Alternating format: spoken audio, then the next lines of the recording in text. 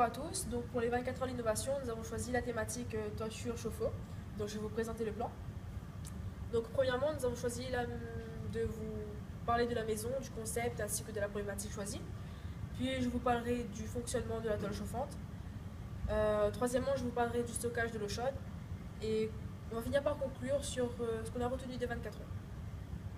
Donc la maison et le concept. Donc notre problématique à nous, on va dire, c'était vraiment de garder le titre, c'est-à-dire toiture chauffante, toiture chauffe-eau.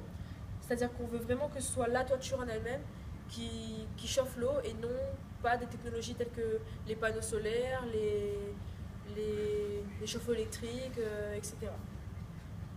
Donc pour cela, nous avons pris des toits préfabriqués déjà. C'est-à-dire que nous avons déjà la toiture, l'isolant, qui peut être du feutre ou du polyuréthane. Et en dessous, ça va être du PVC ou du bois en tant que support. Donc on va associer deux technologies pour obtenir cette toiture chauffante.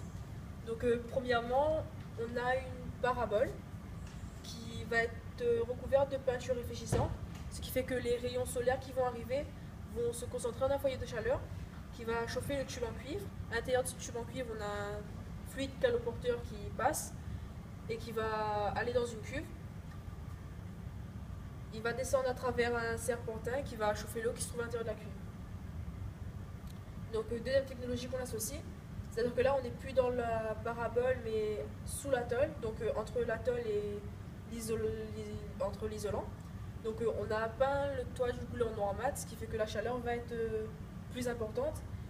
L'isolant va permettre à la chaleur de ne pas descendre dans la maison et de vraiment rester à ce niveau.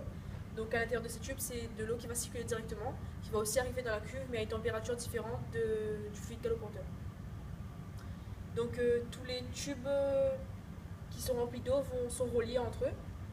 Et en fait, ils vont, on va dire, zigzaguer dans le toit.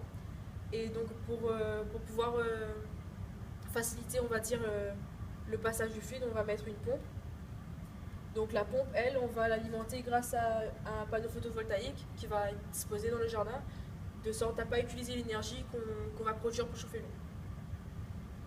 Donc le stockage de l'eau va se faire dans un ballon d'eau, donc il sera posé en haut de la maison, là où l'endroit le plus chaud, tout le long du toit, donc il fait 3 mètres de long, environ 20-30 cm de rayon.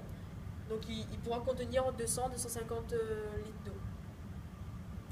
Donc pour conclure, on peut dire que au bout de ces 24 heures, on s'est rendu compte que ça pouvait être vraiment bénéfique à La Réunion, car on a beaucoup de soleil, donc ça peut vraiment faire une différence au niveau économique.